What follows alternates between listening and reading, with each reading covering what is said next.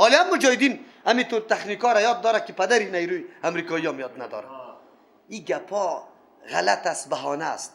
این مرکز دین اینجا جور میشد، مسلمانای کل جهان هم بیدار هم شجاع و با شهامت در این مرکز، در این قلب آسیا جمع شده بود. دنیای کفر ترسید که هم اسلحه جمع شد، هم نیروی چی؟ معنوی، هم افرادی که سری مرگ خود چیست؟ رای نمیزنن. حالی نه امریکا باقی میمانه، نه چین، نه روس باقی میمانه. روس و امریکا با هم دشمن بود یا نه که دوستا بود؟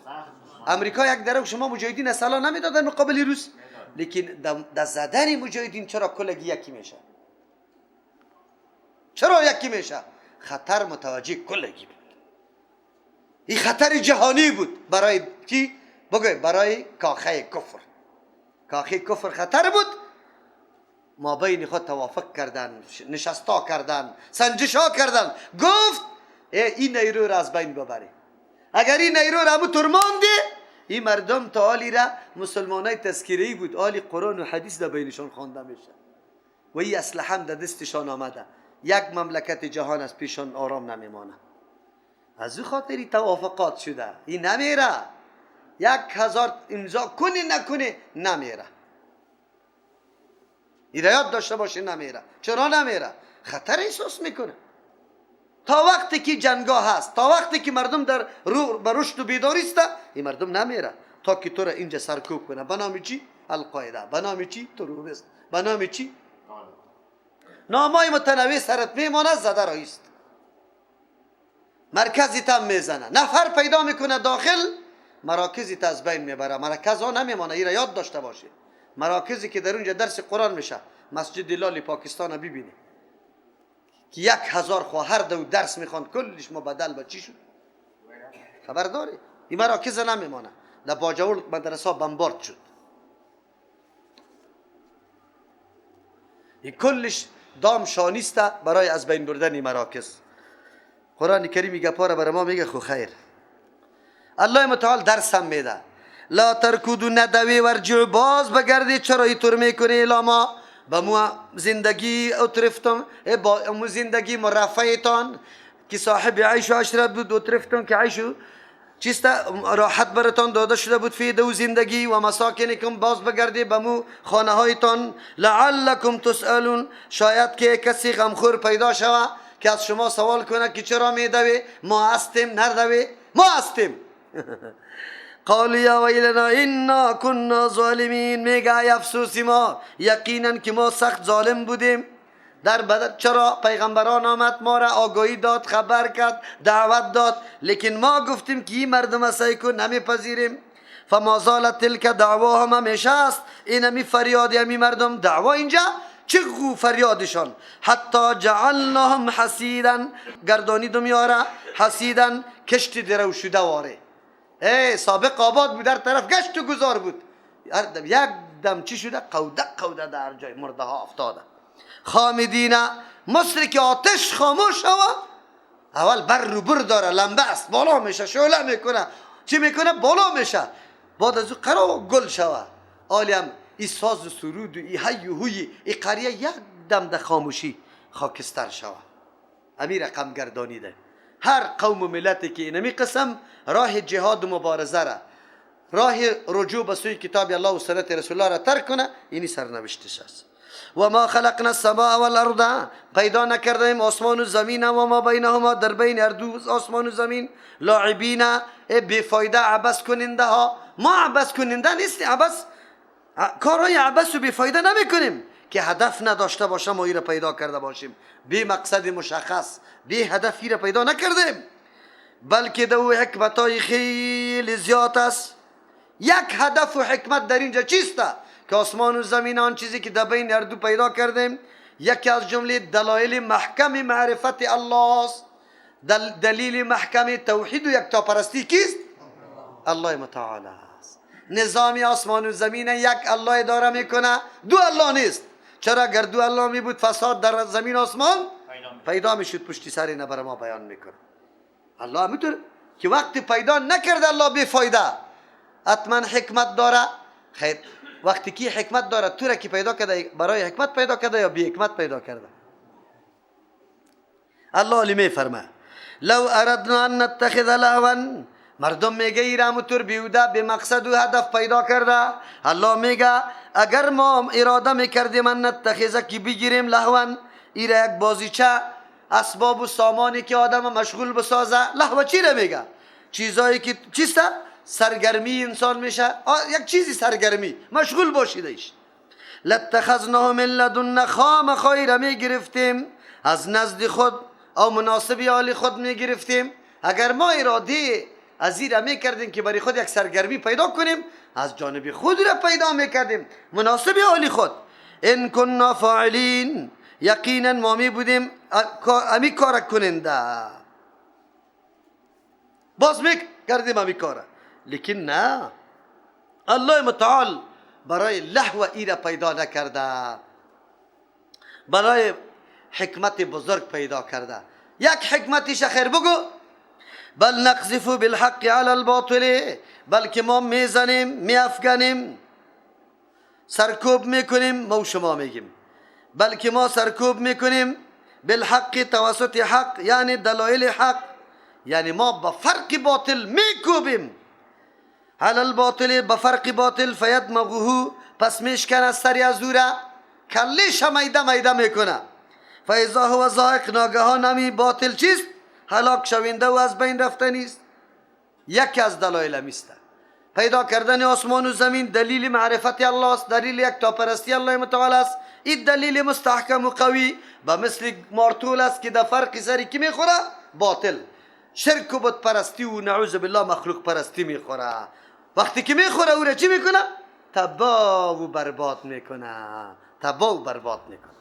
یک حکمتش اینه میسته، این دلیل حق است. الله متعال همیشه دلایل حق در فرق سری باطل زده رو است. باطل ها همینطور میشه که هیچ باقی نمیمانه.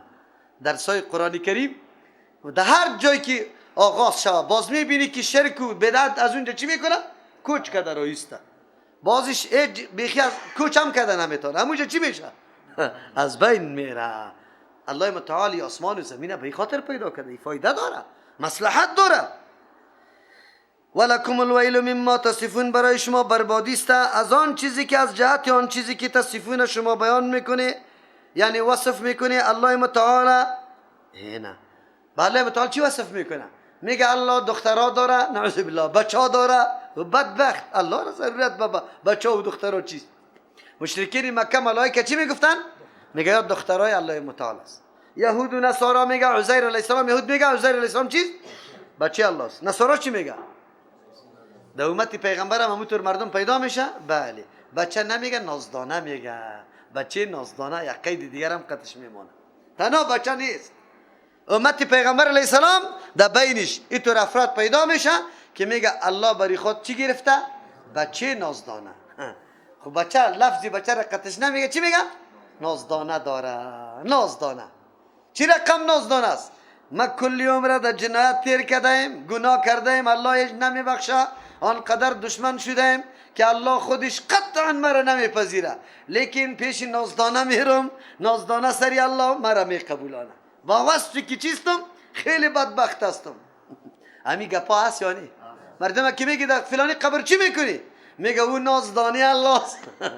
من مستقیم از الله میگه خواسته نمیتونم، اونجا میرم که او مرا پیش کنه به الله متعال. این کدام عقیده است؟ فرق بین عقیده نصارا و یهود این عقیده داره. خوام میگه عیسی علیه السلام میگه نازدانی الله است، قدرت برش داده بود، تصرف برش داده بود، مرده را زنده میکرد، خلاص. و خود دلیل هم داره، اما نازدانه بودن عیسی علیه السلام خود یک دلیل هم داره، مرده را خود زنده میکرد. مریضی مادرزاد کورو مرضی پیسه چی میکرد؟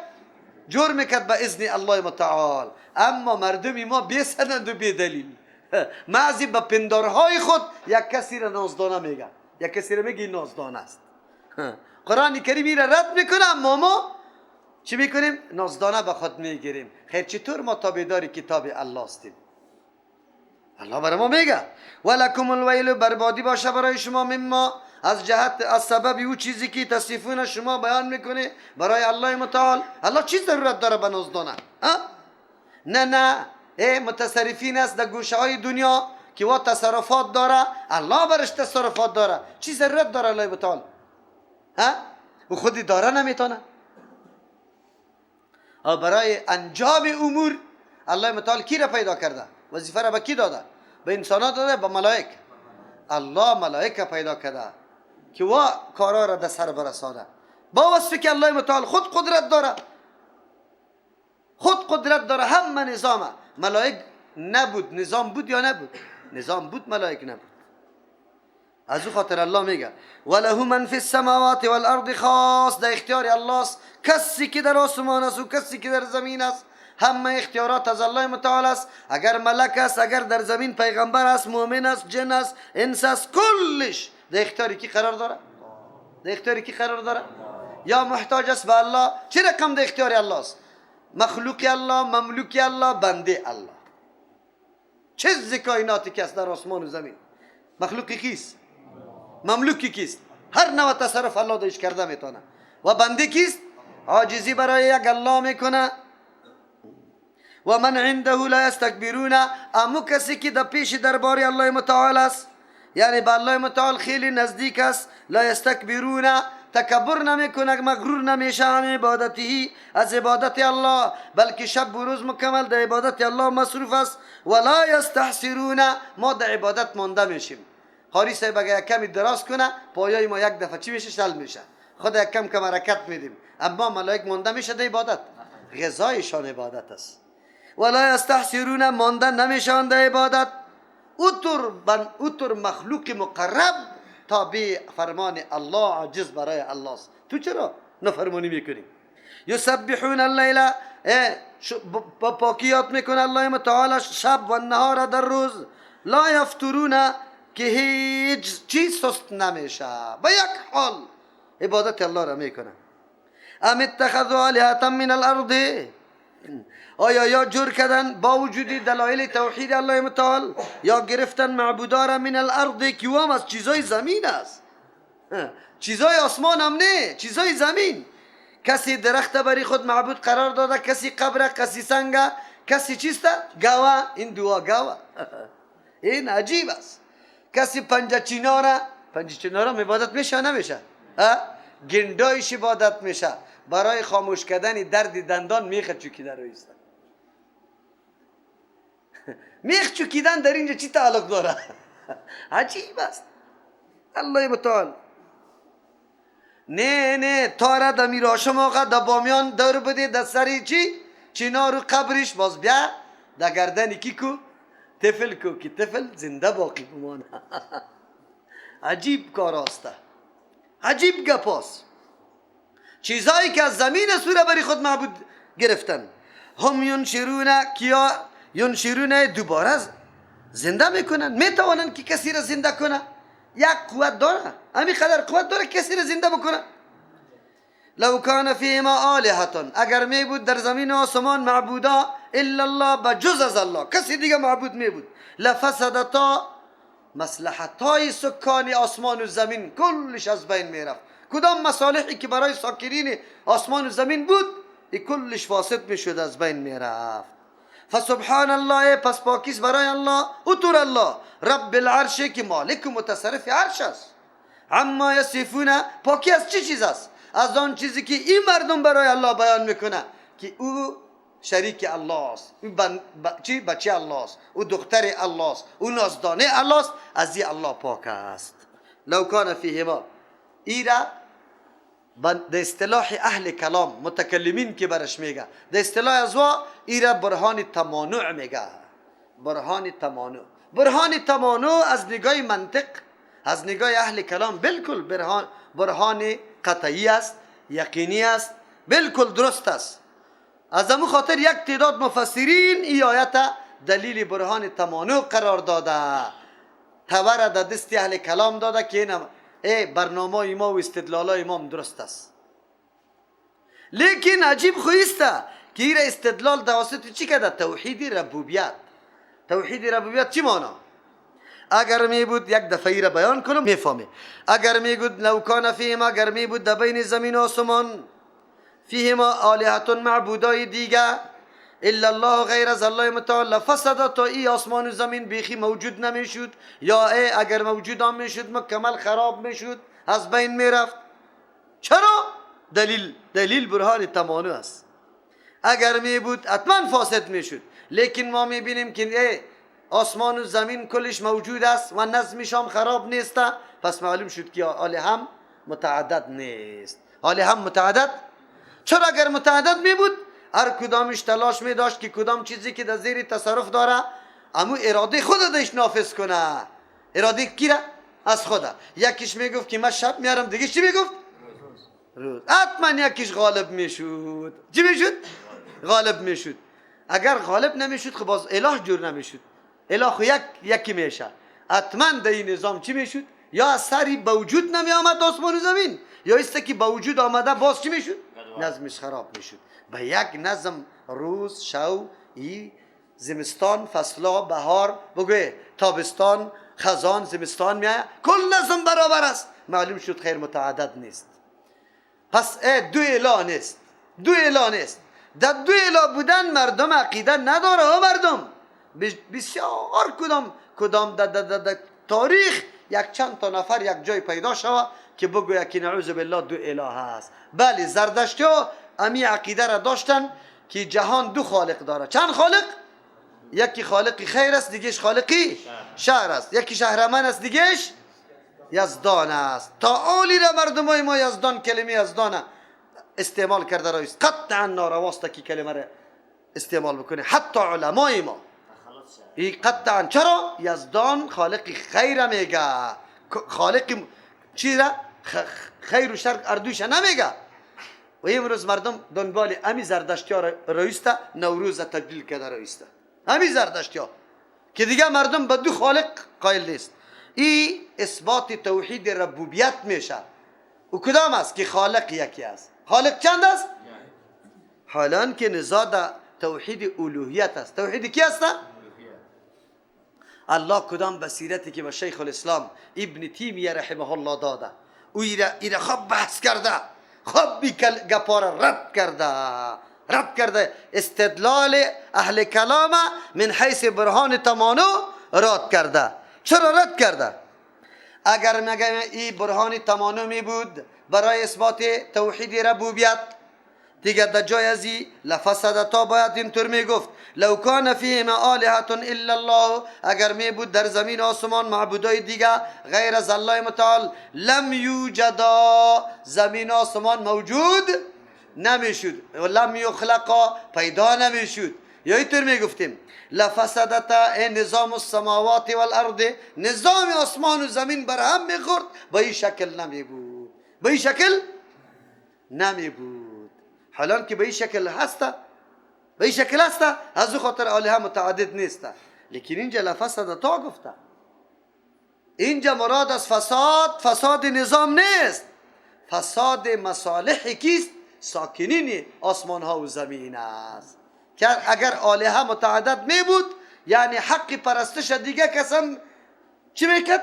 می داشت فساد پیدا میشد، مصلحت های ساکنین آسمان و زمین از بین میره. به خاطری که ساکنین آسمان و زمین استوار به عدالت است. استوار به چی است؟ او شرک و چی است؟ ظلم است. شرک و ظلم است. حتما این مصلحت ها برای ساکنین باقی نمیماند. حالا که باقی مانده، مصلحت ها باقی مانده یا نه؟ مصلحت های ما و شما کلش هست یا نه؟ الله اما انتظامات با ما کرده، پس حق پرستش هم تنها از کیست؟ از الله متعال. اگر شریک به امرای الله متعال در پرستش می بود این مصلحت برای ما نمی بود. چرا؟ شرک می شد و شرک خلاف چیست؟ عدل است. باز توی نظام به این حالت باقی نمیمان. دوم دلیلی که شیخ الاسلام رحمه الله گفته، میگه مقصود از فساد عدم وجود نیست یا موجود بودن بعد از او خراب شدن، بلکه اینجا مراد از فساد مصالح ساکنین آسمان ها و زمین است که مصلحت های از جا چی میشد؟ فاسد میشد. چرا؟ به خاطر که مصلحت ما قیام عدالت است. قیام چی است؟ اگر شرک می بود حتما اینطور در این حالت باقی نمیماند. مصلحت های ما در نظر گرفته ما هیچ زنده نمی بودیم، هیچ چیز نمیشد. از همون خاطر از زمانی که موحد از بین بره، توحید یک گوینده توحید نباشه، دنیا چی میشه؟ مکمل از بین میره. از اون خاطر اینجا ای آیت شیوه استدلال متکلمین از این آیت برای توحید ربوبیت درست نیست. بلکه برای توحید کیست؟ الوهیت. لو کان فیهما گرمی بود در زمین آسمان آلهتون معبودای دیگه، یعنی کسایی که هم حق بندگی و پرستش می داشت، الا الله غیر از الله متعال لفسدتا، مصلحتای ساکنین آسمان ها و زمین کلش چی میشد؟ خراب میشد.